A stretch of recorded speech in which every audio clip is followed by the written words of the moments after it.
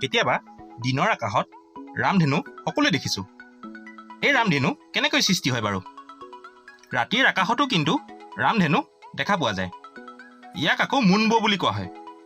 এই মুনবো দেখিবলৈ কেনেকুৱা আৰু কিয়নো দেখোঁ জানো আহকচোন ভিডিঅ'টোত। গাখীৰৰ বিশুদ্ধতা জোখা যন্ত্ৰটোৰ নাম কিনো?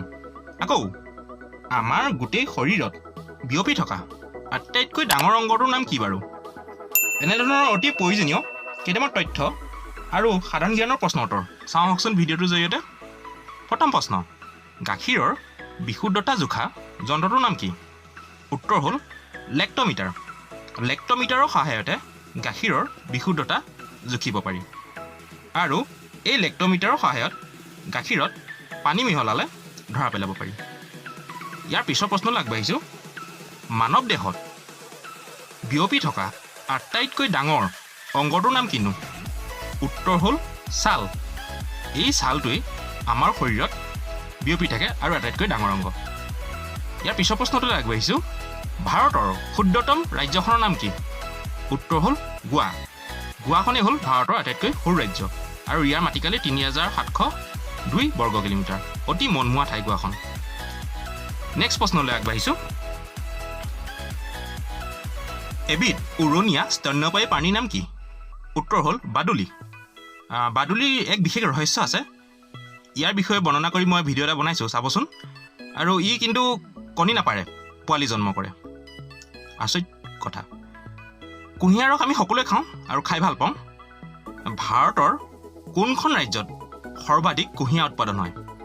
উত্তৰ হ'ল উত্তৰ প্ৰদেশত। উত্তৰ প্ৰদেশতে আটাইতকৈ বেছি কুঁহিয়াৰ হয় উৎপাদন। এইজন মহান ব্যক্তি, এইজনেই আমাৰ জাতীয় সংগীতটো ৰচনা কৰিছিল। আৰু ৰসৰাজ লক্ষ্মীনাথ বেজবৰুৱাদেৱে ৰচনা কৰা অসমৰ জাতীয় সংগীত অ' মোৰ আপোনাৰ দেশটোনো সুৰ কোনে দিছিল?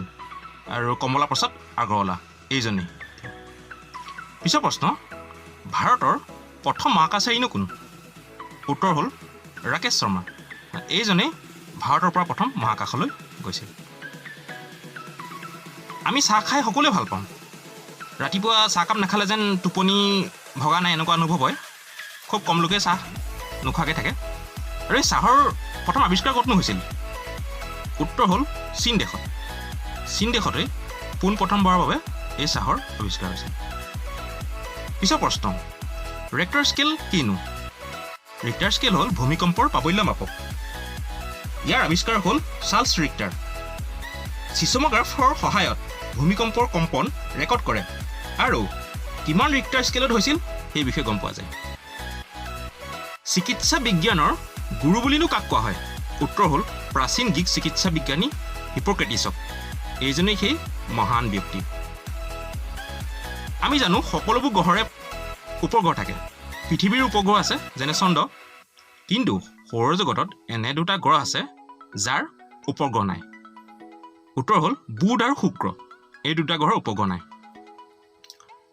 অসমত প্ৰথম ইংৰাজী অসমীয়া অভিধানখন কোনে প্ৰণয়ন কৰিছিল? অতি প্ৰয়োজনীয় প্ৰশ্ন। উত্তৰ হ'ল বুধীন্দ্ৰনাথ ভট্টাচাৰ্য। ইয়াৰ পিছৰ প্ৰশ্নলৈ আগবাঢ়িছোঁ। ভাৰতৰ কোনখন ৰাজ্যই সৰ্বাধিক বনাঞ্চল আগুৰি আছে? উত্তৰ হ'ল মধ্যপ্ৰদেশ। মধ্যপ্ৰদেশতেই বেছি বনাঞ্চল আছে। পিছৰ প্ৰশ্ন, এই প্ৰশ্নটো কেইবাটাও পৰীক্ষাত আহিছে। ভাৰতৰ ভৌগোলিক মানচিত্ৰসমূহ কোনে প্ৰস্তুত কৰে? ইয়াৰ উত্তৰটো হ'ল ছাৰ্ভে অৱ ইণ্ডিয়া। এতিয়া আহোঁ ৰামধেনুৰ কথালৈ। দিনৰ আকাশত ৰামধেনু সকলোৱে দেখিছোঁ। এতিয়া ইয়াক কিয় দেখোঁ আমি ৰামধেনুটো? আচলতে কি হয়, সূৰ্যৰ ৰশ্মি বৰষুণৰ পানীৰ টোপালৰ সৈতে ৰিফ্লেক্ট হৈ এই ৰামধেনুৰ সৃষ্টি হয়।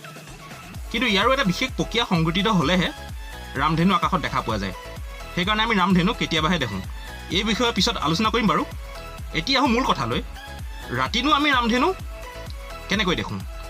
দিনত সূৰ্যৰ ৰশ্মিৰ যি প্ৰক্ৰিয়াৰ দ্বাৰা ৰামধেনু সৃষ্টি হয়, ঠিক তেনেদৰে একে প্ৰক্ৰিয়াৰে ৰাতি চন্দ্ৰৰ দ্বাৰা ৰামধেনুৰ সৃষ্টি হয়। ইয়াক মুনবো বুলি কোৱা হয়। কিন্তু এই ৰামধেনু দিনৰ ৰামধেনুৰ নিচিনা ইমান স্পষ্ট নহয়, কাৰণ চন্দ্ৰৰ ৰশ্মি সূৰ্যৰ ৰশ্মিৰ নিচিনা উজ্জ্বল নহয় যে। আকৌ চন্দ্ৰৰ নিজা পোহৰ নাই।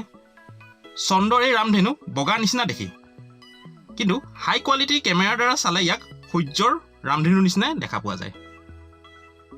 আজি এইকেইটাই অতি প্ৰয়োজনীয় দৰকাৰী তথ্য আৰু সাধাৰণ জ্ঞানৰ প্ৰশ্ন উত্তৰ আছিল।